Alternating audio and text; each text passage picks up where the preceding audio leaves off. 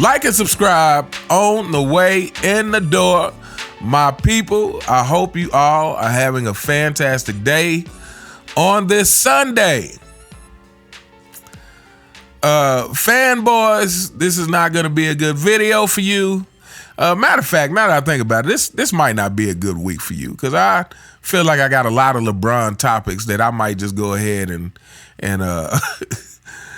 get off my chest this week. But anyway, you see the title of the video, and that is LeBron James could not replace Michael Jordan on those Chicago Bulls teams and have the same outcome as Michael Jordan. LeBron could not replace Michael Jordan and go 6-0. You know, I know some of you fanboys really believe that. You fanboys love to say, "Oh well, LeBron never had a Scottie Pippen. He never had that. He never had a Phil Jackson." You know, some of you fanboys think LeBron will be 6-0 or possibly more if he replaced Michael Jordan on those Chicago Bulls team. But let's talk about what I think is the very real reality if that had happened. So first of all, again, we've said this many times. When you fanboys talk about LeBron James did not have a Scottie Pippen, LeBron James has had way more help than a Scottie Pippen. But again, let's talk about Scottie Pippen. You know, you fanboys, like I said, at this point, I truly believe that you willfully live in your delusion, that you are willfully ignorant, like you actually don't want to know the truth. You don't want to believe the truth because your whole world is attached to LeBron James.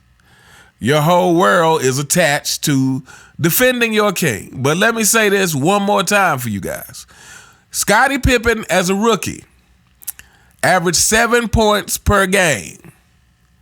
That does not sound like an incoming superstar. Your king, what? As a rookie, what did he average? 20, 21 points or something per game? Something like that? Carmelo Anthony, what? Average what? A little more than that? What? Michael Jordan as a rookie averaged 28 points per game. So my point is that Scottie Pippen did not come into this league as a superstar. He was built into a superstar from playing alongside the greatest competitor, arguably, that the game has ever seen. And Scottie Pippen would admit this before, he exposed his bitterness. I know some of y'all like to think that The Last Dance is what caused Scottie Pippen to be like this. But I truly believe that all this stuff was bubbling underneath the surface with Pippen the whole time. I believe Scottie Pippen was jealous of Michael Jordan the whole time. And again, I believe that because I believe Scottie Pippen is much more like LeBron James than he is like Michael Jordan. I believe LeBron James is much more like Scottie Pippen than he is like Michael Jordan. And that is, Scottie Pippen wants praise. I believe Scottie Pippen has always been jealous because he has never gotten the praise that Michael Jordan has. And I believe, like I said, I believe that was always there underneath the surface. So before Scottie Pippen revealed to the world that he was bitter and jealous of Michael Jordan, Scottie Pippen would admit on interviews that Michael Jordan indeed pushed him during Bulls practices, just like Michael Jordan pushed everyone else. Now, the difference is that Scottie Pippen actually did have more potential than everyone else except Michael Jordan. Scottie Pippen had athleticism. Scottie Pippen had quickness. Scottie Pippen had good lateral movement. So he was able to be pushed to a higher level than he would have ever been. And like I said, I believe it's fortunate for Scottie Pippen that he ended up on a team with Michael Jordan, because had he not, I don't believe we're talking about Scottie Pippen in the same way. I believe Scottie Pippen would probably be more along the lines of a Latrell Sprewell, somebody with great talent, but was never really that guy like that. Couldn't carry a team. So yeah. So Michael Jordan built Scottie Pippen into what he was through the tactics that Michael Jordan used. So now let's talk about if LeBron James was in Michael Jordan's spot, had already been in the league a few years on the Chicago Bulls, spent most of his career on the Chicago Bulls, and after a few years, LeBron James gets Scottie Pippen averaging 7 points a game added to the roster. Now, first of all, before we even talk about why LeBron James would be incapable of winning with Scottie Pippen. Matter of fact, let me go ahead and say this before we get into it. I truly believe that if LeBron James replaced Michael Jordan on those Chicago teams, I believe we are looking at one championship or less. and I'm going to explain why. But like I said, so LeBron James is on the Bulls for a few years, and here enters Scottie Pippen as a rookie, averaging 7 points a game. First of all, let's deal with this fact, fanboys, because you always love to say, again, if LeBron James had Scottie Pippen. If LeBron James inherited a Scottie Pippen who was averaging 7 points a game, LeBron James is going to be trying to get him traded. Let's be real. Fanboys, you know it's true. You can't even deny it. You know it's true in your heart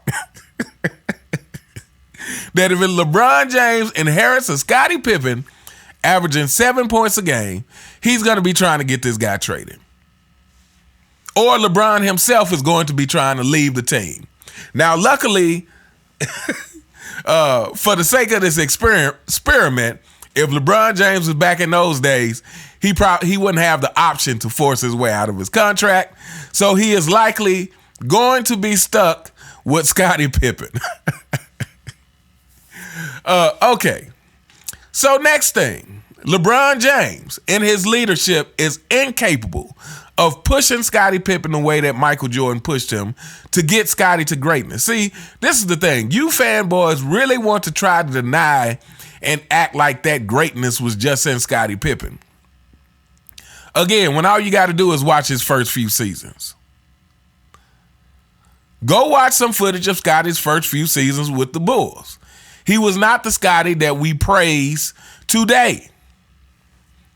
So if LeBron James is in that situation with his passive-aggressive style, meaning he's not going to be holding Scottie accountable, Scottie himself admitted that the first year he didn't take it serious or something to that effect. I forgot exactly what he said, so don't quote me on that. But, paraphrasing, that was roughly what he said.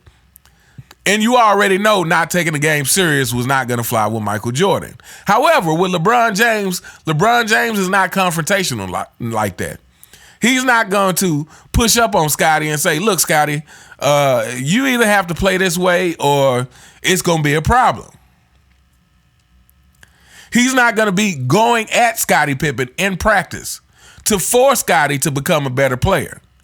And see, this is another thing I think that we don't talk about. Again, you fanboys love to dismiss the importance of a killer mentality, but a killer mentality in competition is paramount when we're talking about the greatest competitors. One thing that we don't talk about is LeBron James is not a good one-on-one player. Again, LeBron James gets credit for a lot of stuff he has never proved. He's not a good one-on-one player. So he's not going to be going at Scottie in practice and trash-talking Scottie in practice to make Scottie rise to his greatest potential. And so while we're talking about Scottie, this goes for the rest of the Chicago Bulls. Again, we've all seen The Last Dance. We've all heard from each one of Michael Jordan's teammates how he pushed them. Again, and one of the best examples I like to use is Luke Longley. Because again, Luke Longley's personality, like he said, Luke Longley said he had to completely change who he was in order to fit into that Bulls team. And he actually said that he doesn't know if he liked who he had to become. But he understood that he had to become that to be as tough as he became for those playoff and final series. So Michael Jordan turned someone who was a teddy bear into having that killer mentality, into having that ice in his veins for the big moments. To hit some of those key shots, even though they were few. Again, I feel like it was understood by Michael Jordan's teammates. I can't remember who it was. I think it was maybe Paxson who told Bobby Hansen. He said, let me give you some advice. Michael Jordan passes you the ball. Don't miss because you won't get it back. Now, again, some may say, hey, that's poor sportsmanship. But for Michael Jordan, it was a statement. It was like, I expect you to come through when I call on you. And why did Michael Jordan expect that? Because he expected that from himself. Michael Jordan had self-accountability. Michael Jordan understood that your mistakes don't define you. However, when you make a mistake, you go practice harder to make sure you don't make that mistake again. This is not LeBron James, and this is not LeBron James' leadership. So LeBron James can't have the same effect on your Horace Grants, on your Paxsons, on your Cliff Livingstons, on your Scott Williams, on your Tony Kukoc, on your B.J. Armstrong, on your Craig Hodges. Michael Jordan's mentality is what drove that team.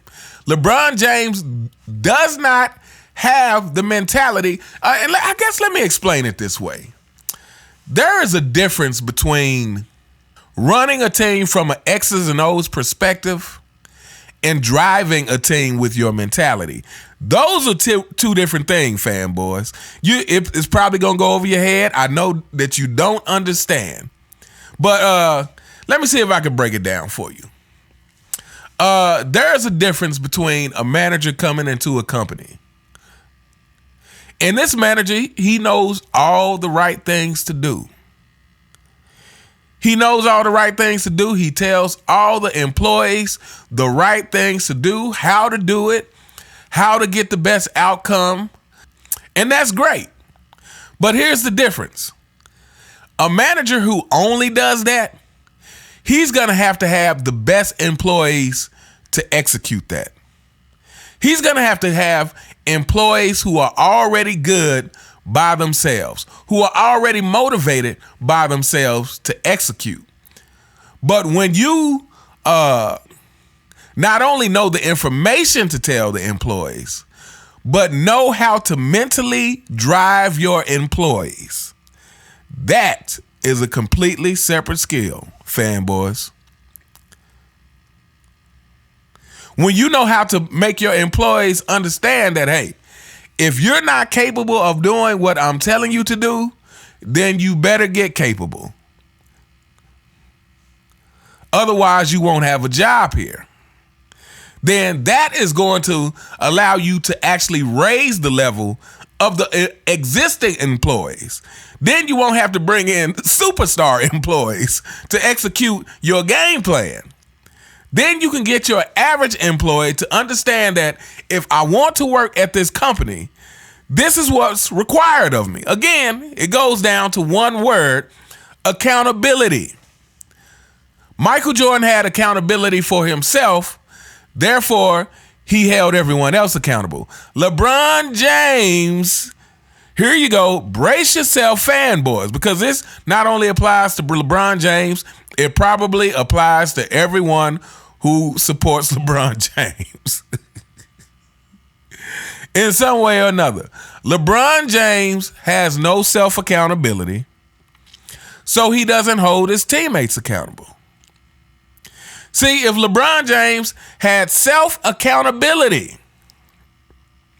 he would not be trying to convince people he's the GOAT. He would know he's not the GOAT, and he would know that, hey, look, I got to work harder. Or he would understand, well, you know what? I squandered my opportunity. At this point, there's no way for me to become the GOAT. I messed that up. I could have done it, but I made some bad choices in my career, and this is where we are. If LeBron James had self-accountability, he would not do half of the things that he does. But he doesn't. So again, when we're talking about putting Michael Jordan to replace, when we're talking about replacing Michael Jordan with LeBron James on those Chicago Bulls teams, how is LeBron going to get the same out of his teammates? LeBron doesn't have self-accountability. How is he going to hold everyone else accountable to make them play to their greatest potential? Again, I'm going to quote another story from Steve Kerr from Open Court when he talks about, this is before he joined the Bulls. I can't remember what team he was on. Was he on Cleveland maybe? I can't remember. But anyway, he wasn't on the Bulls yet. And, I think he was on a 10-day contract or something with this other team. They're playing the Bulls. He says Michael Jordan gets the ball right in front of their bench, turns to the bench and says, watch this. And Michael Jordan takes the ball, goes right around. I think he may have said it was Dan Marley or whoever was guarding him, and dunks it and looks back at the other team's bench and starts laughing. And Steve Kerr says, I am not ready for this stuff. So to take a guy who was timid, who was not confident about his place, and turn him into the guy who had the confidence to knock down that shot that Michael Jordan passed to him, to turn into that guy with the confidence to knock down that shot. He gained that confidence from playing with a guy who had as much confidence as you could ever want, who had as much self-accountability as you could ever want, and who held his teammates accountable. Again, look at the players that Michael Jordan turned from soft players or unconfident players into very confident players. And then Steve Kerr goes on to become a great coach, to coach with that same confidence. And I don't have to throw this in there, but I'm going to throw it in there anyway because, I love to twist the knife in you fanboys. And Steve Kerr coached a dynasty in the middle of what was supposed to be LeBron James' time. And again, I consider a player's time the time from where they win their first championship. Because to me, once you win your first championship, that is supposed to be the point where you now understand what it takes to win. So from your first championship to your last championship, to me, that is your time. And the more people who win between your first championship and last championship, to me, that is showing how not dominant you were. And so this video kind of went on longer than I wanted to. But so, the only thing I have to ask is who, as a player, has LeBron James turned an unconfident player into one of the most confident players we've seen? Who, as a team, have we seen LeBron take players who were not confident, and that team has become a confident team? You can see it in everybody's body language that this team is confident. Again, Chicago Bulls, even when they were down, you could tell that they never looked defeated. And again, I believe it was said on The Last Dance that I can't remember who it was. It might have been Judd Bushler or something, but he said we never felt defeated because we had the most confident guy on our team, and that confidence spread to everybody else. Again, the leader's mentality spreads through the rest of the team.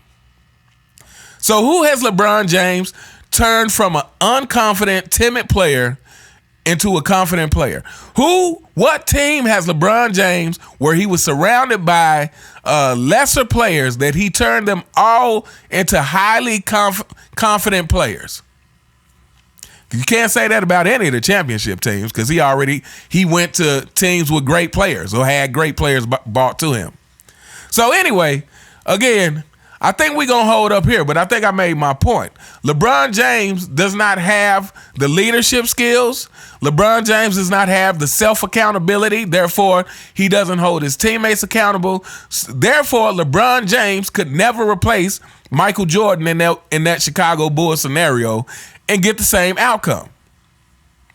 Again, I give him one championship or less. Fanboys, you do know what's less than one championship, right? You do know what's less than one championship. I question whether some of you actually know that. But anyway, let me know what you guys think in the comments. Do you believe that if LeBron James replaced Michael Jordan on those Chicago Bulls teams that he could still get that same outcome?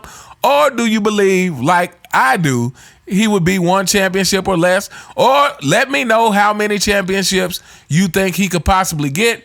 Fanboys, please do not reply unless you're going to explain yourself. Don't come in my comments talking about, oh, he would win 11 championships. I just know it because he's the king. He's our king. And he's the great. Don't do that. If you're going to come in my comments and say that he's going to win, I need you to explain why you think he could actually do that. And I need you to explain not only from his skill set, but his leadership. I need you to explain why you think he could do that. But anyway, let me know what you guys think in the comments. You all have a truly, truly fantastic day. And I'll see you next time. All right.